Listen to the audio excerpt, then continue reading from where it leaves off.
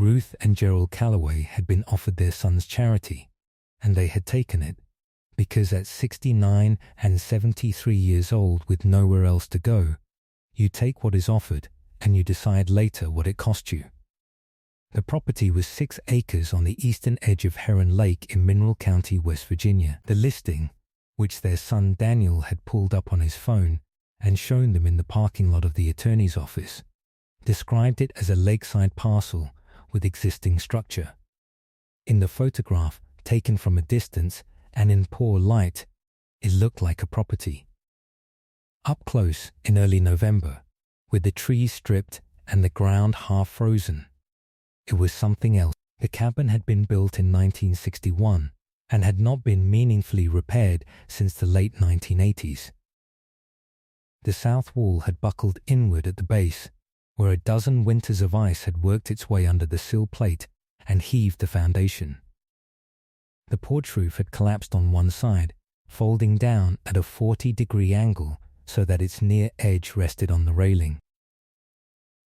The steps, 3 of them pressure-treated pine in their original life, were a uniform grey and soft in the center, the way old wood gets. Not rotted through, but close. The windows facing the lake had held, mostly, but the one on the north side of the front door had a crack running from the upper left corner to the lower right corner, sealed from the inside with what appeared to be a length of weather stripping and electrical tape. Someone had done that repair in a hurry and then not come back to do it properly, and that one detailed the tape. The haste of it told Gerald more about the property's recent history than anything in the listing. Inside was worse. The kitchen ceiling had a brown oval stain the size of a kitchen table, and the linoleum floor beneath it had bubbled and separated, lifting away from the subfloor in a long curved ridge that ran from the sink to the refrigerator, which was unplugged and propped open and smelled of nothing, because it had been empty long enough to finish smelling of everything. The main room had a wood stove, cast iron, which was the first thing Gerald noticed and the first thing that gave him anything to calculate. It was a J-Tool model he recognized, the F602, which had been manufactured without significant design changes since the 1960s, and which, if it had been maintained with any regularity, would outlast everyone in the building. The stovepipe ran up through the ceiling, and he could not tell, from standing in the room, whether the chimney was serviceable or not. He filed that question. There were questions you could answer now, and questions that would answer themselves the first time you lit a fire. And a chimney question was always the second kind. The back bedroom had a window that faced east, toward the ridge, and the morning light would come through it at an angle that would fall across the floor in a long rectangle from about 7 in the morning until 9. Gerald knew this from the orientation of the cabin and the angle of the tree line and 38 years of knowing how light moved through rooms. He noted it without saying anything. It was not a thing that mattered yet. It was a thing that would matter.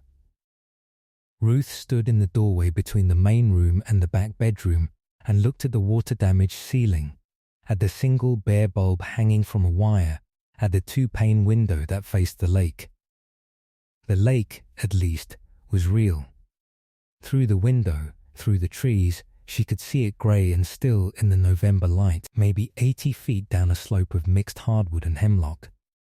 The dock, what was left of it, extended maybe 12 feet from the bank before the last 3 planks gave way and left the thing hanging, unfinished, over black water.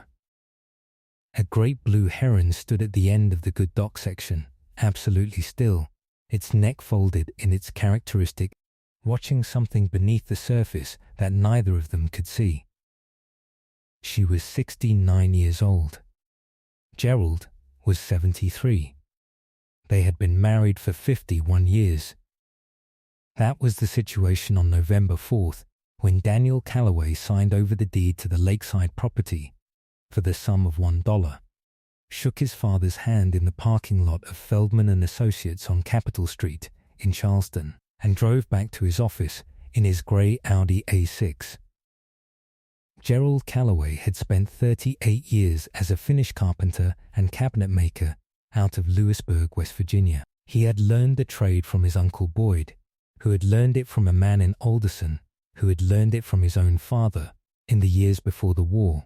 And what that lineage meant in practice was that Gerald had been taught to do things correctly the first time. Because there was no second time in finish work, you could not unhide a bad joint or unsplit a piece of cherry. He had built furniture that was still in houses across 4 counties, dining tables with breadboard ends that had not cupped or cracked in 20 years, built-in bookshelves with adjustable shelf pins set in drilled brass sleeves, kitchen cabinets with dovetailed drawers and raised panel doors, finished in 3 coats of oil-based varnish cut between coats with 220 grit. His hands were the kind of hands that close around a tool and know what to do with it before the brain has finished giving the instruction. He had a habit, when he entered a room, of running his eyes along the seams where walls met ceilings, where floors met baseboards, where trim had been cut and fitted and nailed. He noticed when a corner was out of square, when a floor had settled unevenly, when a window had been shimmed wrong and was carrying load it wasn't designed for. He could not stop noticing. It was simply what his eyes did when they entered a space. He had run his own shop in Lewisburg for 22 years, out of a converted gas station on Jefferson Street that he had fitted with dust collection, proper lighting, and a climate control system he had built himself from a salvaged commercial unit and 200 feet of ductwork. At peak, he had employed 3 men and had a 6-month backlog. He had not gotten rich. That had not been the point. The point had been to do the work correctly and be paid fairly, and come home to Ruth with clean hands and a clear account of what the day had been. He had retired at 68, when his right knee had made a serious argument for less time on the concrete shop floor, and he had sold his equipment, the table saw, the jointer, the planer, the router table, the bandsaw to a younger man in Ronsaverty who was starting his own shop and who Gerald had spent 2 afternoons with, showing him how each machine was calibrated and what its quirks were. Because equipment has quirks, and the person who sells a machine knowing its quirks and doesn't disclose them is the same kind of person who sells a house knowing its foundation is moving. He had kept his hand tools. All of them. They were in 4 wooden chests that he had built for the purpose 20 years earlier. Chisels, planes, marking gauges, brace and bits, hand saws, spoke shaves, card scrapers. A full set of turning tools he had not used in a decade but could not part with. When they had packed what they were permitted to take from Daniel's house, the tool chests had been non-negotiable. Daniel had arranged for a storage unit in Lewisburg for the furniture they couldn't bring. The tool chests had gone in the truck. Ruth Opal Garner had become Ruth Calloway on a Saturday morning in June of 1973 in the Methodist Church in White Sulphur Springs, in a dress her mother had made from a butterick pattern and 6 yards of ivory crepe. She had been teaching kindergarten and 1st grade at Ronsaverty Elementary for 31 years by the time she retired at 62. And in those 31 years she had taught 487 children to read, she had counted. Because she kept a class roster every year and she was not a woman who lost track of numbers. She had learned, over 3 decades of 6-year-olds, that the most important skill a teacher could have was patience that did not look like patience. Patience that looked like patience was condescending. Patience that looked like presence was something else. It was the act of making a child feel that there was nowhere you would rather be and nothing you would rather be doing, which was, in her experience, the only environment in which learning actually happened. She had applied this skill to marriage. She had applied it to gardening. She applied it now, standing in a damaged cabin in Mineral County, West Virginia, to the problem of what came next. In the summers she kept to garden tomatoes, green beans, zucchini, 2 rows of sunflowers along the east fence, a row of pole beans on a trellis Gerald had built from scrap lumber and electrical conduit. She canned what she grew. In the pantry of the house in Lewisburg, the one they had lived in for 27 years, there had been 94 jars of preserved vegetables and fruit on the shelves when they left. She had not been permitted to take them. She had packed 4 empty mason jars anyway, nested in a dish towel in the bottom of her second suitcase, because a mason jar is not food, but it is the capacity for food, and that distinction mattered. That was part of what it had cost. The house in Lewisburg had belonged to Ruth and Gerald jointly. They had owned it without a mortgage since 2009, when they made the final payment on a 20-year note, and Gerald had driven a 4-inch finish nail into the post at the end of the porch railing and said, simply, Dawn the house was a 9,900 square foot craftsman bungalow on Maple Avenue with a covered front porch, original oak floors throughout, a kitchen that Ruth had reorganized 3 times over 27 years until it was exactly right, and a workshop behind the garage that Gerald had fitted to his purposes over 2 decades, and which was, by the time they left it, as well organized as an operating room. In the spring of 2019, their son Daniel had come to them with a proposal. He was a commercial real estate developer in Charleston, 44 years old, with a firm called Calloway Development Group that occupied a floor and a half of a building on Quarrier Street and employed 11 people. He explained over dinner at Ruth and Gerald's kitchen table, a significant opportunity in the Lewisburg downtown corridor, a mixed-use building that would anchor a block he was already negotiating on either side of. The anchor project required collateral for a bridge loan, while the permanent financing was arranged. The bridge loan period would be, he said, 4 to 6. The Lewisburg house was worth, at the time, $287,000 he had checked, he said, and there was a comparable sale 3 streets over in January at $281,000. He needed it as a co-signatory asset. Gerald had wanted a week to think about it. Ruth had asked to see the loan documents. Daniel had said there was a deadline, that the lender had 2 other borrowers in the queue, that the window was narrowing. He said the documents were standard. He said it was a family matter. They had signed because he was their son and they had believed him, and because believing your child is not a failure of intelligence. It is what parents do, and the people who take advantage of it know that. 18 months later, the mixed-use building had stalled in permitting a zoning variance that Daniel's attorney had assessed as straightforward, and that the Lewisburg Planning Commission had declined on the first application and deferred on the second. The bridge loan had come due. Daniel had managed the situation the way he managed most situations that threatened his position.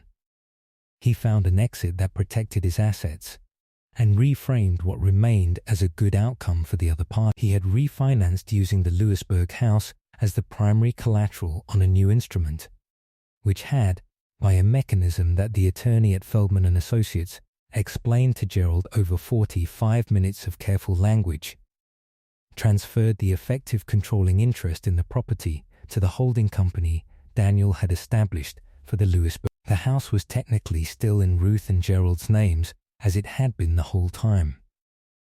But the holding company held a lien that exceeded the property's market value, and Daniel had recommended his word. Recommended. Offered in the tone of a man who believed he was doing someone a favor, that they allow him to manage the sale to satisfy the debt and simplify everyone's situation. The sale had taken 3 weeks. It cleared $14,000 after the lien was satisfied. Daniel had presented them with a cashier's check at the same conference table at Feldman and Associates, where they now sat, 4 years later, signing a $1 deed transfer for a lakeside cabin no one else wanted. He had said, when he handed them the $14,000 check, "I know this isn't what any of us wanted, but given where the numbers were 6 months ago, this is actually a reasonable outcome." Ruth had taken the check. She had not said anything, because she was not a woman who said things before she knew what she wanted to say with them, and in that moment she was still calculating not the money, which she already understood, but the distance between the son who had sat at her kitchen table in 2019 and told them this was a family matter, and the man who was now handing her a check for $14,000 and calling it a reasonable outcome. She was measuring that distance. She would keep measuring it. They had lived for 4 months in the spare bedroom of Daniel's house on Kanawha Boulevard in Charleston. The room was large and had its own bathroom and a window that looked out over the river. Daniel's wife Courtney kept the house at 68 degrees and had fresh flowers on the kitchen island every Monday, and a way of entering a room that Ruth and Gerald were in that communicated, without a word being said, that she was noting their continued presence and had an opinion about it that she was choosing not to share. She was not unkind. She was correct, always, in a way that required no less effort than kindness and produced a completely different result. Daniel had been attentive in the abstract. He asked how they were doing. He made sure they had what they needed. He had once come home to find Gerald in the garage, where Gerald had spent 2 hours reorganizing a workbench that had been disorganized in the particular way that a disorganized space becomes disorganized when nobody who uses it cares about the difference. Daniel had stood in the garage doorway, looking at his father at the workbench with an expression that Ruth, watching from the kitchen, could not entirely read. In October, Daniel had come to them with the Heron Lake property. He had found them something, he said. It was not much, he said, but it was theirs, fully theirs. No complications, no lien. He had picked it up as part of a larger land package 2 years earlier, and it had not developed as expected. He said, "I know it needs some work, but you'll have the space to do what you want with it." What he meant, and what he did not say, was that the property had been assessed by his development team 17 months earlier and written off. The cabin was below rehabilitation threshold. The road access was a private easement on an unmaintained gravel track. The lakefront was too shallow at the proposed dock location for the permit the county required. The 6 acres backed up against a ridge that cut solar access and limited any residential expansion to the south. His team's assessment had been 1 page long and had ended with the phrase "no viable development path at current land values." He had marked the parcel at $1 on his books and left it there. He was giving away, which was the almost reasonable part of it, the part that allowed him to present it as generosity, without the word costing him anything. Because generosity with a thing that has no value is a performance of generosity, and performances are not the same as the act. He believed the property was worthless. He believed he was solving a problem for everyone. He drove back to Charleston's. Gerald had looked at the 1-page description for a long time. He had looked at the satellite image Daniel had pulled up on his phone, grey smudge of cabin roof through tree cover. The lake, a dark crescent to the... He had done what he always did when assessing a new job. He looked at what was there rather than what was absent. Because what was absent was what you built, and what was there was what you had to work with. He said, "All right." Ruth said nothing. She folded the property description and put it in her purse, and she thought about it for the next, which was how long it took before she had finished deciding how she felt about it. They signed the deed on November 4th.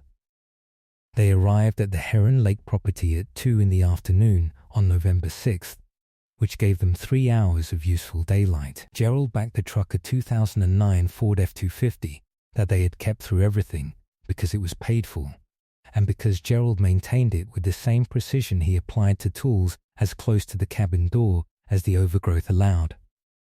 The track from Route 55 was 3/4 of a mile of unmaintained gravel that had, in the wet months, developed ruts down the center deep enough to ground a low-clearance vehicle. The F-250 handled it without complaint.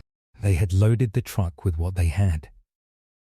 2 permitted suitcases from Daniel's house clothing, personal items, Ruth's good kitchen knife in its leather roll, the 4 mason jars nested in the dish towel, 4 wooden tool chests from the Lewisburg storage unit, a box of canning supplies Ruth had retrieved from the same unit funnel jar lifter, the canning book she had used since 1981, a sleeping bag and 2 wool blankets, a propane camp stove, a 5-gallon jug of water, a canvas bag of groceries, bread, peanut butter, dried beans, rice, oatmeal, a block of sharp cheddar, 4 apples, a jar of instant coffee. Gerald spent the first hour doing what he always did when he entered a structure he was going to work on. He walked every inch of it alone, slowly, touching things. He was not inspecting in the formal sense, he was listening. A building tells you what it needs if you move through it without an agenda and let the information come. He pressed on the subfloor in each room with the toe of his boot, reading the flex and the sound. Solid under the main room.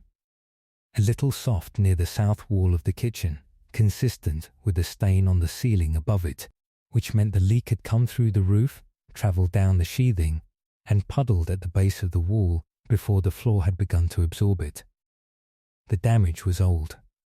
The source had been addressed at some point, imperfectly, or the weather had simply changed. Either way, the subfloor was compromised in a 6-square-foot area that would need to be cut out and replaced before anything else happened in the kitchen. He found a stepladder in the lean to shed behind the cabin aluminum, 6 foot, one of the hinges stiff with rust but functional, and climbed it to examine the chimney from the exterior. The flue liner was cast iron, which was older than clay tile but in many ways more durable, and it was seated plumb and appeared intact from the outside. He would need to brush it before any fire went in the stove, and he would need to replace the cap which had rusted through on one side and was letting weather in. But the structure of the chimney was sound. He noted that. He pulled himself up into the attic through the access hatch in the ceiling of the back bedroom, a square cut about 22 inches across, framed with a simple ladder made from 2x4 cleats nailed to the interior wall studs. The attic was low-pitched, accessible only by crawling, with blown-in fiberglass insulation that had settled over 60 years to an average depth of about 3 inches, which was a third of what it should be. The roof decking above him was 1x6 skip sheathing over hand-cut rafters, which was correct for the period, and which, if the wood was sound, was adequate. He pulled a small flashlight from his shirt pocket and moved it slowly across the decking. The north slope had 2 areas where the wood had gone grey and soft, maybe 8 square feet total, where water had been getting in around the flashing at the ridge, which had separated from the cap and was no longer doing its job. The rafters beneath those 2 areas were dry but discoloured. He pressed his thumb into one. Firm. Not compromised yet, but close. This was the repair that needed to happen before the first serious snow. He came down from the attic and found Ruth in the kitchen. She had her pad out and was moving through the space methodically, opening every door and drawer, running the faucets, testing the range burners. She had found, in the cabinet above the refrigerator, 14 mason jars quart-sized, still sealed, their lids still concave. She lifted one to the window light. Green beans put up in the old way with a brine pack and a 1/4 inch of headspace.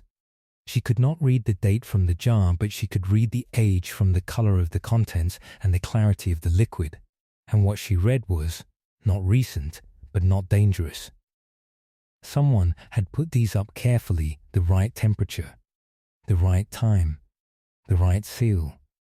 She set the jar on the counter. She would check the seals properly later. She would know then. The range was a Magic Chef propane unit, probably original to the cabin, with 4 burners. She held a match to the back left burner and turned the knob, and it caught on the 3rd try with a soft whoomph and burned blue and steady. She tried the front right, same result. The front left valve stuck. 2 burners was enough to cook on. 2 burners was more than sufficient. The sink had water. It ran brown for 30 seconds, iron in the pipes, or silt in the line from the well, which she could see through the kitchen window was a drilled well with a pressure tank in a small cinder block housing maybe 40 feet from the cabin. The brown cleared to a pale amber, and then to something she was willing to call water. She filled a glass and held it to the light. A faint smell of sulfur, which was common in well water throughout Mineral County, and which would dissipate with a filter or simply with time and use. She wrote on her pad, "Water filter Caldwell hardware." The water heater was in a utility closet off the kitchen, a 40-gallon propane unit, probably from the early 2000s, that had been drained and shut off by whoever had last vacated the property. She checked the thermocouple lead and the pilot assembly. The thermocouple was corroded at the connection. That was why it didn't work. She wrote, "Thermocouple $20, $30. In the main room, she lifted the corner of the tarp in the far corner and found a folded wool blanket, charcoal grey, thick military weight, that had been sealed in a Ziploc bag before being wrapped in the tarp, and which, when she opened the bag, smelled of cedar rather than mildew. A kerosene lantern, brass-based, with a quarter tank of fluid still in it. A wooden crate containing 3 hardcover books, a farmer's almanac from 2003, a bird guide to the Central Appalachians published by the Cornell Lab of Ornithology, and a copy of the King James Bible with a name written in careful pencil on the inside cover, Vera Opal Coyle, her book, 1954. Ruth held the Bible for a moment, feeling the weight of it, the particular weight of a book that has been read and marked and returned to, heavier than its pages accounted for. She set it on the mantel of the wood stove, upright, leaning against the brick.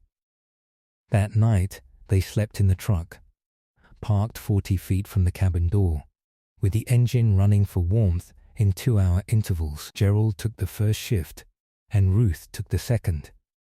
The temperature dropped to 29 by 4 in the morning, and the ground was iron hard, and the lake below the tree line was a dark mirror under a sky full of stars.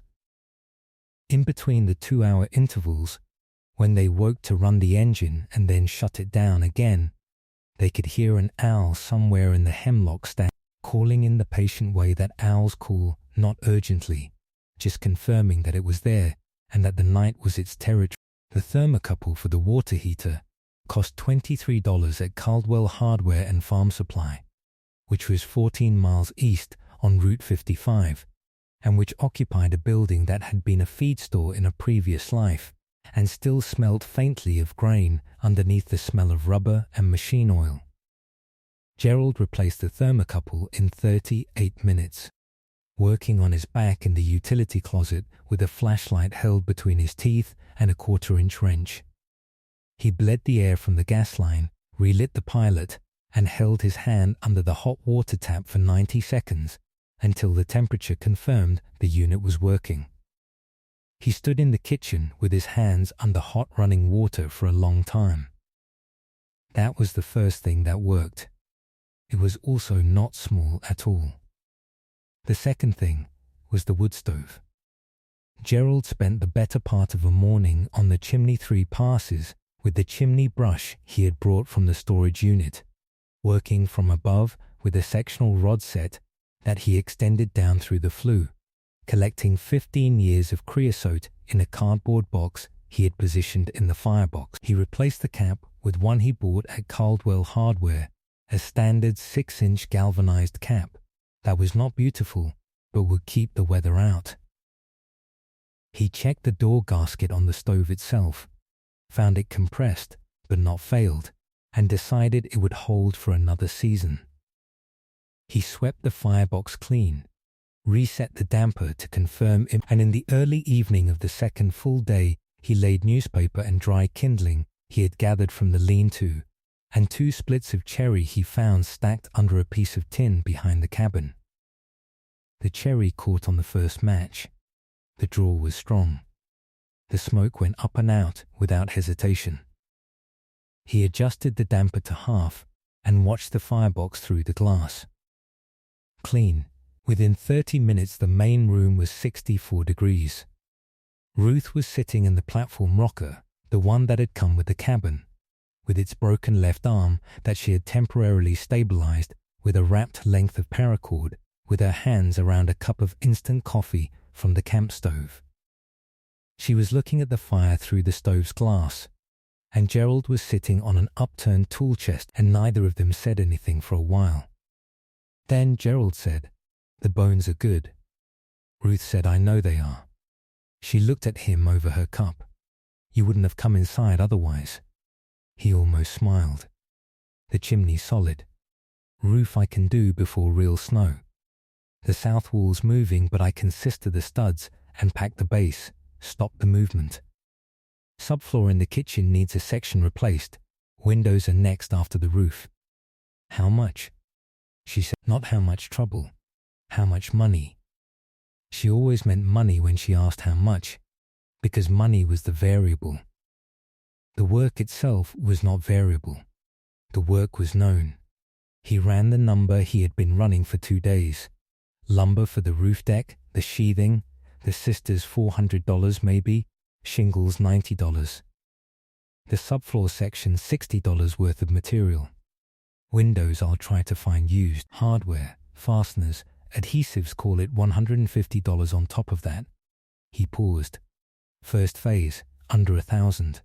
She nodded. She had $7,400 in the joint account, and she already knew what each dollar of it had to cover. She did not need to say that out loud. He knew she knew. "Then we're fine," she said. He looked at the fire. "We're fine," he agreed.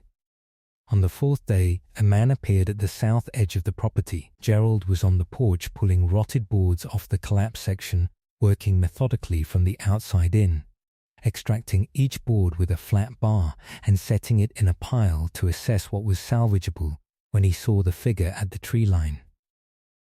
The man had come through from the south, from the direction of the lake, and he stopped at the boundary of the clear ground and waited. He did not come forward uninvited, which Gerald noticed, and which was the correct thing to do. Gerald set the flat bar on the porch railing and came down the steps. "Help you?" The man said, "I'm Earl Coyle. I own the property to the south. I wanted to come by and see who'd moved in." He was perhaps 60, lean in the way of men who work outdoors year-round, not thin, but with canvas work pants with heavy-duty patches on both knees, a barn jacket in a faded dark green that had been washed 100 times, boots that had been resoled at least once. His face was weathered in a way that had nothing to do with age and everything to do with time spent outside in all weather, without particular concern for what it did. Gerald came down off the porch and they shook hands. Coyle's grip was dry and calibrated, not a grip that was trying to prove anything, just a grip that knew how to hold. Gerald told him their names and where they had come from, and that they were settling in, and Earl Coyle listened without interruption. Then, Earl looked at the cabin, at the collapsed porch section, at the bowed south wall, at the new metal chimney cap that Gerald had put on the day before. He took in these details in a particular order, and the order told Gerald that this was a man who looked at buildings the same way Gerald did. Earl said, "You know what you've got here?" It was a particular kind of question, one that assumed the answer was more complex than it appeared, and was genuinely curious about whether the person being asked understood that. "I know what the structure is worth," Gerald said, still working on the rest. Earl Coyle looked at him. There was a pause of about 4 seconds, which was longer than a polite pause and shorter than a dramatic one, and in that pause Gerald had the impression that Earl was deciding something, had been deciding it since he walked through the tree line. "Come talk to me when you're ready," Earl said. "I've got some things to tell you about this property that you'll want to know." He went back through the tree line. Gerald stood on the porch for a moment, the flat bar in his hand, looking at where the man had been. Then he went inside and told Ruth. She was at the kitchen table with the mason jars from the upper cabinet, all 14 of them arranged in a line, and being checked one by one: seal integrity, lid condition, contents color, any sign of fermentation or contamination. She had opened one, the smallest, and tasted the brine with the tip of her finger and confirmed: not spoiled, safe. Someone had put these up correctly, and they had held. What kind of things? She said when Gerald had finished. He didn't say. She pressed the lid with her thumb, checking for flex, concave and firm, good seal. He knew the cabin, she said. He knew there was something to know. His name is Coyle, Gerald said. There's a Bible on the mantel. Vera Opal Coyle. Ruth stopped checking the jars. She looked at the mantel where the Bible sat upright, then she looked at the jars. This was their place, she said. Or close enough, Gerald said. She returned to the jars. We should go see him soon, she said. When we're a little further along, Gerald said. She agreed. There was a right order to things, and the right order here was: get the roof done first, get the cabin through the first hard freeze, and then go see Earl Coyle. You did not accept hospitality when you had nothing to show for your time. It was not pride exactly. It was the understanding that the conversation they were going to have with Earl Coyle would be different if they had demonstrated that they intended to stay. The roof deck took 4 days. Gerald pulled the soft OSB sheets himself. They were not original to the cabin. Someone had replaced sections of the skip sheathing at some point in the 1990s with OSB, which was cheaper and faster, and also had a shorter useful life in an unheated, imperfectly ventilated attic. He used a flat bar and a careful hand, extracting each fastener before moving to the next rather than prying and splitting, so that the rafters underneath stayed clean and undamaged. Ruth helped from below, passing materials up the ladder and holding the tape when he needed to measure, and keeping the ground around the base of the ladder clear and useful. The replacement sheets were OSB as well, not his preference, but appropriate to what they could afford and carry, and he set them over the original ice and water shield he found on the lower sections of the roof and laid new shield over the new deck before the shingles went on. The shingles were 3-tab, 30-year architectural grade, bought in 2 squares from the lumber yard in Caldwell at $46 per square. He cut them at the ridge with a utility knife and sealed the ridge cap with a tube of roofing cement, working the cement under each cap shingle with a 6-inch putty knife before nailing. He worked slowly because he worked correctly. He did not rush because he understood that the roof was the envelope of everything else, that nothing inside the cabin was worth anything if water could still find its way through, and the job he did now would determine what the cabin was capable of being for the next 20. He came down the ladder at 4:17 in the afternoon on the 4th day and stood in the yard and looked up at the north slope.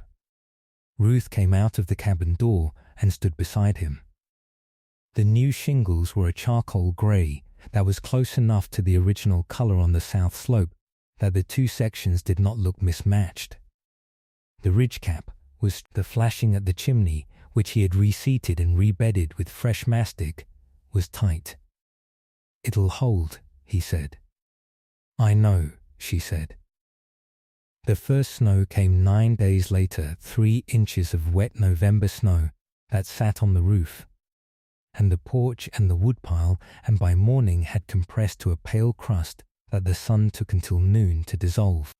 Gerald went up the stepladder and checked the ridge while the snow was still on it, looking for any discoloration on the ceiling of the back bedroom below the area he'd repaired. Dry, he came down satisfied. Inside the cabin, Ruth was doing the work that did not get done on roofs. She had started in the kitchen, which was where you always started because the kitchen determined what kind of life a space could support. The bubbled linoleum, she pulled it the morning after the first snow, using a 6-inch floor scraper and a heat gun Gerald had brought from the tool chests. The linoleum was 2 layers in most places, the original from the early 1960s, in a black and white tile pattern, and a second layer from the 1980s, peel and stick in a brick pattern, applied directly over the first without removing it. She pulled both layers together where she could, and separately where she couldn't. And when she had cleared the entire kitchen floor, working on her knees for 4 hours with a wet rag to clean the adhesive residue she found beneath it, a plank floor. 7-inch boards, tongue and groove, old-growth fir, running east-west across the kitchen. She crouched and pressed one hand flat against the wood. Dry, not one of the planks had any give under pressure. She moved to the area below the old stain, where the subfloor damage had been, and found Gerald had already cut out the damaged section the previous week and replaced it with a piece of 3/4 fir plywood. That was a close match, not invisible to an expert, but honest and solid. She pressed on it. No flex. She got a damp cloth and cleaned one plank from end to end, removing the adhesive and the dust and the 60 years of accumulation, and found beneath it the wood itself, close grain, clear, with the warm reddish-brown color that old-growth fir develops when it is kept dry and left alone. It was the color of something that had been waiting. She went to the box of supplies and found the linseed oil, a quart of boiled linseed oil in a metal can, one of several cans she had brought from storage because she had known, without knowing what she would use them for, that she would use them. She poured a small amount onto a clean cotton rag and worked it into the grain of the first plank, moving with the grain in long, even strokes, and the wood absorbed it the way dry wood absorbs oil greedily at first, then more slowly as the pores filled, and finally the surface began to develop a sheen that was not a finish exactly, but was the beginning of one. She did the entire kitchen floor that afternoon. She did a second coat the following morning and a third coat the day after. By the end of the third coat, the kitchen floor was warm and living in a way that linoleum, regardless of its condition, could not approach. It was not a beautiful floor in the sense of a floor that was trying to be beautiful. It was a floor that had been built to last, and had lasted, and been covered over, and was now itself again. Gerald saw it when he came in from working on the south wall studs and stopped in the kitchen doorway. He looked at the floor for a moment.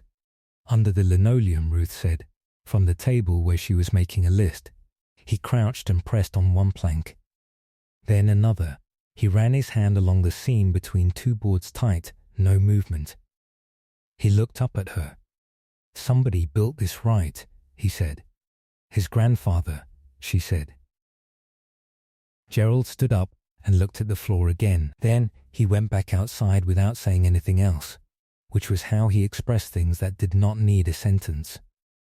They visited Earl Coyle on a Saturday morning in the last week of November, when the south wall had been sisted and the kitchen floor had its 3 coats and the porch had been cleared of its collapsed section and braced with temporary posts so the roof above it was at least supported. They walked through the tree line on the path Earl had shown them when he came, a worn trace through the hemlock and mixed hardwood that opened onto his property, 8 acres, with a cape house that had been expanded several times, a large woodshed that was full to the roof, a garden plot that had been put to bed for winter under a thick layer of straw, and a small barn with a red metal roof. Earl Coyle had coffee waiting. He had known they would come when they were ready, and he had been ready.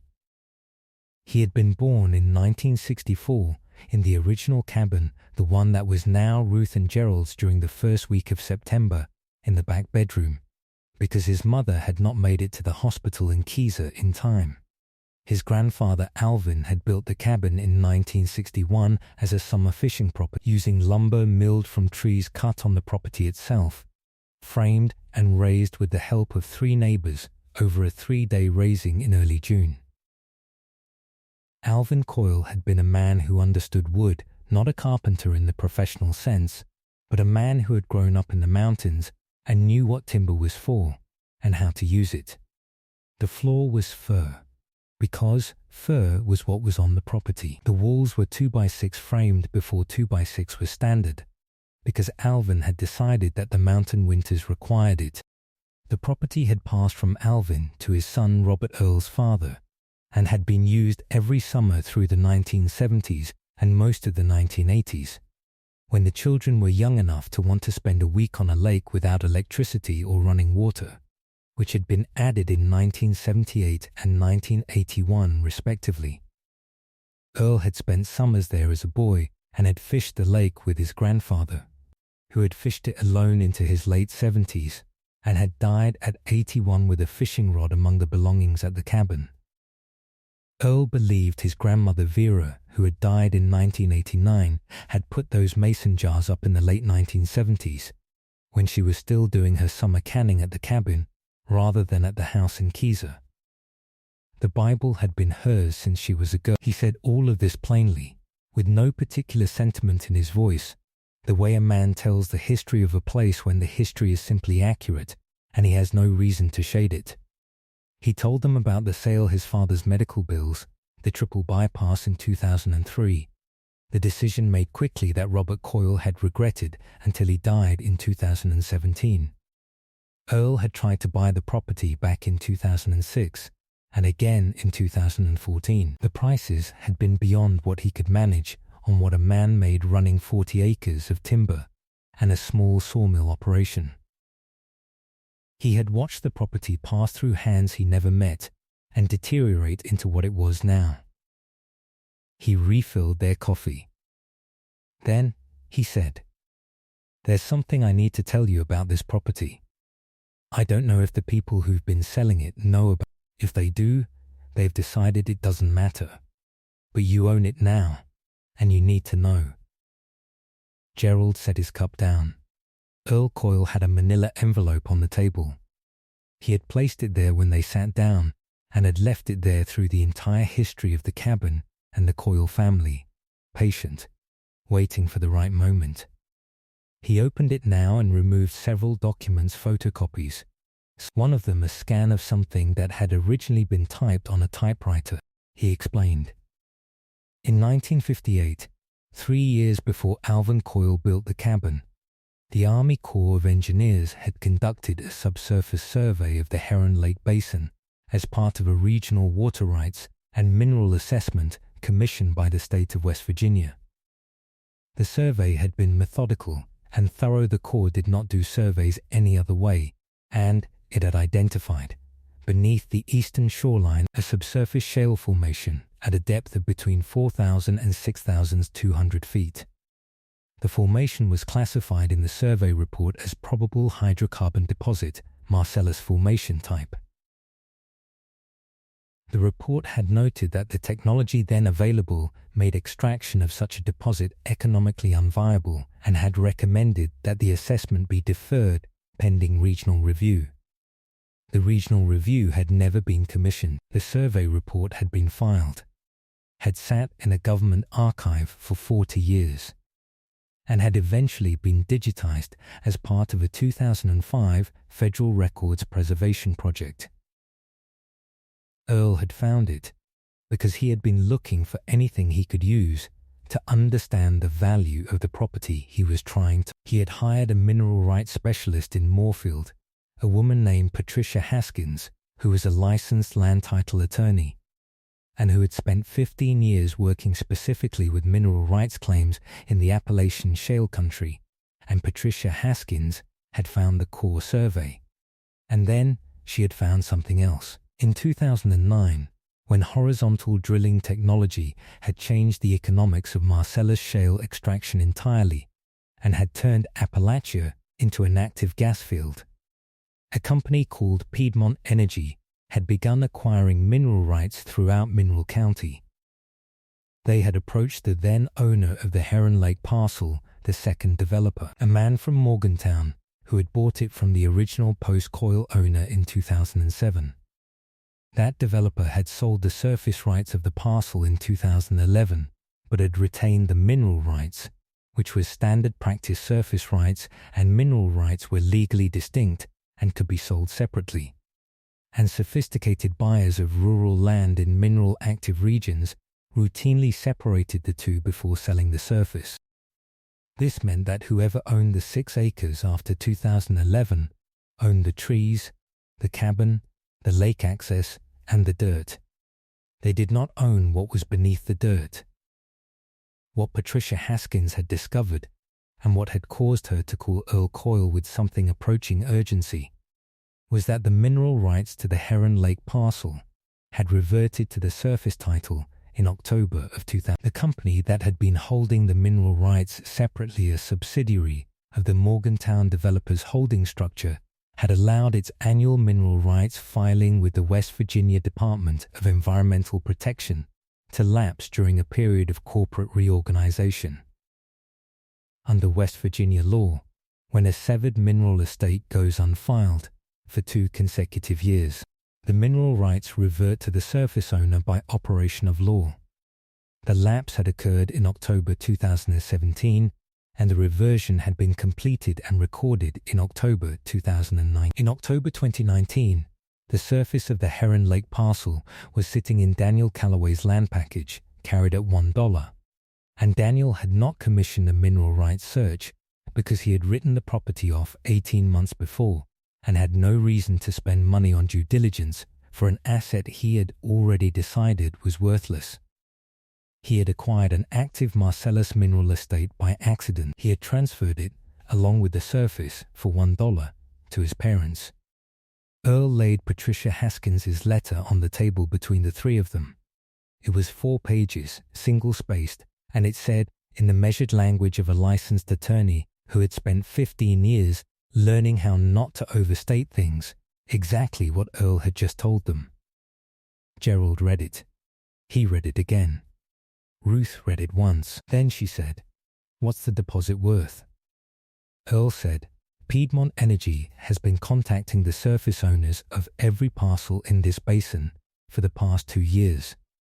They need the Heron Lake formation because it connects 2 parcels they already hold on either side. Without it, they can't run a continuous lateral from their existing pad site, which means they either drill a separate well at 3 times the cost, or they leave the formation unextracted." He paused. "They need this piece specifically. They've needed it since they bought the parcels on either side." He looked at Gerald. "Mineral rights for active Marcellus plays in Mineral County are selling outright at between $4,000 and $8,000 per acre. You've got 6 acres. But Piedmont's preferred arrangement is a lease royalty payment over a primary term, with an annual per acre rental and a signing bonus up front." He put a second sheet on the table, Patricia Haskins' comparable transaction analysis. "For a formation this size," he said, "connected on both sides to active Piedmont infrastructure, with a confirmed deposit at accessible depth, Patricia estimates the signing bonus at $180,000 to $220,000. The royalty stream over a 20-year lease term depending on production at between $2.8 million and $3.6 million. Ruth looked at the sheet. She looked at it for a long moment. $3.2 million, she said. It was the midpoint of the royalty range, added to the midpoint of the bonus range. She had done the arithmetic before Earl had finished the sentence. Because that was how Ruth had always worked with numbers, she was already at the answer before you finished describing the problem. "Thereabouts," Earl said. The kitchen was quiet. Outside, through the window over the sink, the woodpile was visible under its tarp, and beyond it the hemlock stand, and beyond that the grey strip of sky above the ridge. A wood thrush called twice from somewhere in the trees, which was unusual for November, but the morning was mild. Gerald said, "Why are you telling us this?" Earl Coyle picked up his coffee and considered the question in the way he considered most things without any performance of consideration. "Because my grandfather built that cabin," he said. "And because the people who had it before you didn't take care of it. And because I watched you go up on that roof in November when the temperature was 31 degrees and you didn't stop until the job was done." He drank his coffee. "I'm not a complicated man." Gerald looked at him. "I had a feeling when I knocked," Earl said. "I'm usually right about that feeling." Ruth looked at the letter on the table and then at Earl. She said, "The jars in the upper cabinet. 14 of them. Green beans." Earl was quiet for a moment. "She put up green beans every July," he said, "until she couldn't anymore." "The seals are still good," Ruth said. He looked at her and then at his coffee. "She would have liked to hear that," he said.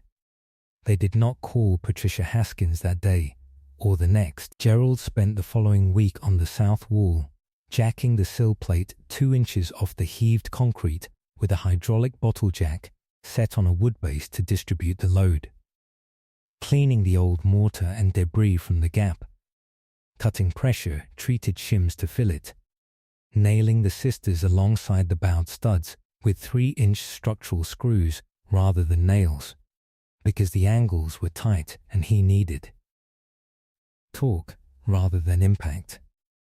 It was slow work. It was the kind of work you could not hurry without making it worse. And Gerald had 41 years of knowing the difference between work that could be accelerated and work that could not. Ruth's work in that week was the back bedroom. She had measured the window a standard 28-36 rough opening, which was useful because standard meant available, and had ordered a double-pane replacement unit from Caldwell Hardware, which would take 5 days to arrive.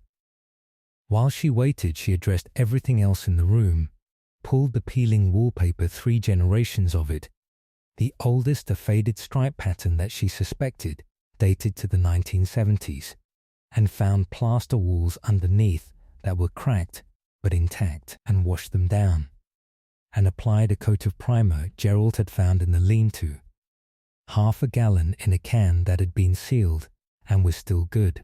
She rehung the door, which had been removed at some point and stored in the lean-to, the original, a solid pine panel door with a brass mortise lock that still functioned, which she cleaned with steel wool and a drop of machine oil, and which swung on its hinges after she planed the bottom edge without a sound. She found, behind the door in the lean-to, 2 things she had not expected. The first was a folding wooden drying rack, the kind used for canning and drying herbs, that was intact and solid, all its dowels present, hinged at the center so it folded flat. It was exactly the kind of thing she would have wanted and had not thought to bring. The second was a coffee tin, round, the red and gold Maxwell House can from sometime in the 1980s, with the lid crimped on with a pair of pliers so it was not coming off by accident. She pried it open in the kitchen with a butter knife and found inside a folded piece of paper, a small cloth bag closed with a drawstring, and 4 keys on a ring. The paper was a note written in a careful, elderly hand, cabinet above sink, 14 Kitty's green beans, 2012. Back of pantry, floor-level seeds in tins, labeled root of the big hemlock downhill, east face iron box, catches on the underside. Key on the ring opens it. V.O.C. Ruth read it twice. Then she read it again. She opened seeds, loose, dry, sorted into small paper packets with labels in the same hand. Provide a bush bean, Cherokee purple tomato, dragon tum, Kentucky wonderpole. She sat with the cloth bag in her hands for a long time. If you've made it this far into Ruth and Gerald Calloway's story, hit subscribe, because what happens next is the part I've been waiting to tell you. The iron box was at the root of the big hemlock, 80 feet down the slope toward the lake, on the east face of the root system where the roots had grown up and over a shelf of limestone and created a shelf of their own. It was not buried. It was set into a natural recess between 2 roots and covered with a flat piece of bark that had been placed there, weighted at the edges with small stones so it would not blow away in weather. Ruth found it on a grey Tuesday morning in early December, with Earl Coyle standing 6 feet back, because she had told him what the note said, and he had come immediately, and then stopped, at that 6-foot distance. She moved the bark. She found the box cast iron, roughly 10 inches by 6 by 4, with a hinged lid and a small hasp, and the lock that Vera Opal Coyle had put a key to in a coffee can in the lean-to so that whoever came would be able to open it. The catch on the underside, as the note had said. She pressed it, and the lid lifted on a hinge that had been oiled recently enough that it moved without sound, which told her something about when Vera had last been here, or when someone who knew about the box had last been here. Inside, a small leather notebook, its cover gone soft with age, a folded survey map of the Heron Lake Basin, dated 1961, and 3 envelopes, sealed, with names written on the outside in the same hand as the note. The first envelope said, Earl. Ruth lifted it without opening it and held it out to him. He took it. He did not open it there.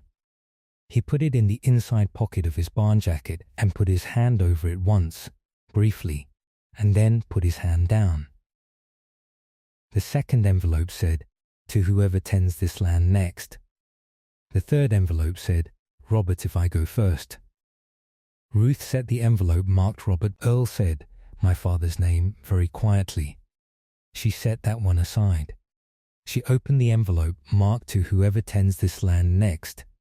Inside was a single handwritten page.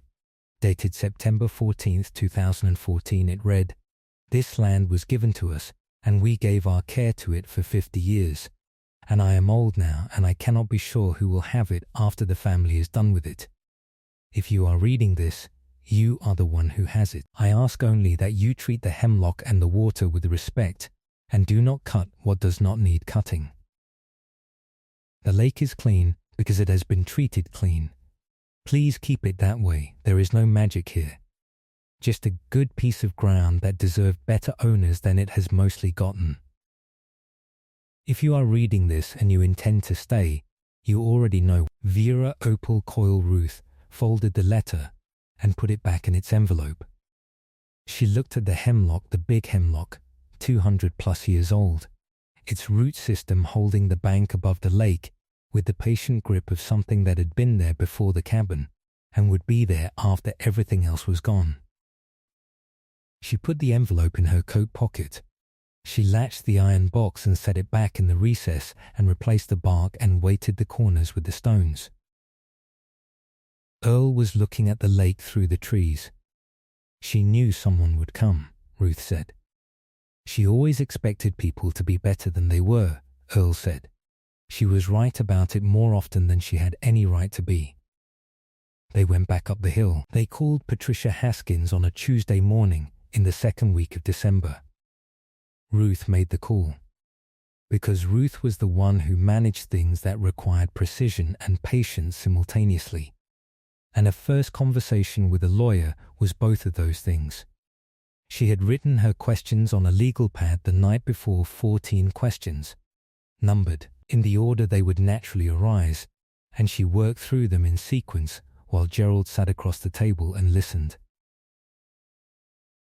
Patricia Haskins had the manner of someone who had spent 20 years in rooms where people were about to make expensive mistakes on the basis of incomplete information, and had learned to provide information completely and without decoration. She confirmed what Earl had told them, walked through the title chain in detail, and then outlined the 3 options with equal clarity so that Ruth and Gerald understood not just what each option was, but what each option cost them in the long run. Option 1 was a sale of the mineral rights outright, based on comparable transactions in Mineral County in the preceding 24-month 6, of which Patricia had herself negotiated the range, was $3,400 to $5,100 per acre. For 6 acres, $20,400 at the low end, $30,600 at the high. One payment, clean mineral rights transferred permanently. Patricia noted that in her experience, once Piedmont had what they needed, surface owners in the area typically saw drilling activity within 18 months. Option 2 was a lease.